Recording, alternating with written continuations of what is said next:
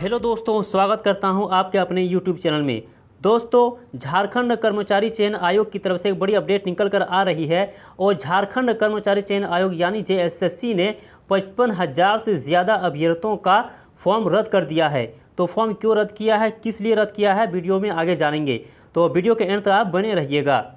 Jharkhand diploma स्तर संयुक्त प्रतियोगिता परीक्षा 2021 नियमित रिक्ति एवं झारखंड डिप्लोमा स्तर संयुक्त प्रतियोगिता परीक्षा 2022 बैकलॉग रिक्ति आवश्यक सूचना दिनांक 22/4/2022 को निकाला गया है।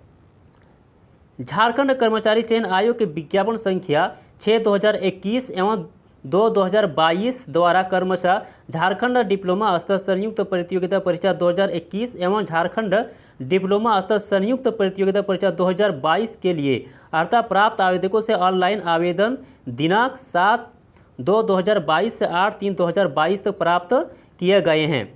आगे दोस्तों, जेएसएससी ने स्पष्ट कर दिया था कि आवेदकों को यह भी स्पष्ट कर दिया गया है कि यथास्थिति फोटो एवं हस्ताक्षर अपलोड किए बिना आवेदन की प्रक्रिया पूरी नहीं होती है तथा इसके अभाव में संबंधित आवेदक की अभ्यर्थिता आयोग द्वारा रद्द कर दी जाएगी, जिसके लिए संबंधित आवेदक स्वयं उत्तरदायी होंगे। तो दोस्तों, जेएसएससी ने पहले ही ये इन्फॉर्मेशन दे दिया था।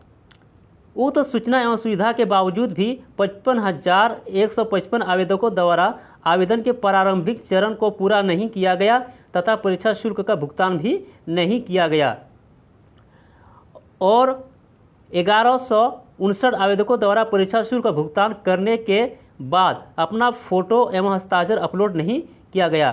तो दोस्तों, इससे अभ्यर्थियों का फॉर्म रद्द कर दिया गया है। आगे कहा जा रहा है कि उक्त सभी आवेदकों का आवेदन रद्द किया जाता है जिनकी सूचना आवेदन संख्या निम्नवत है।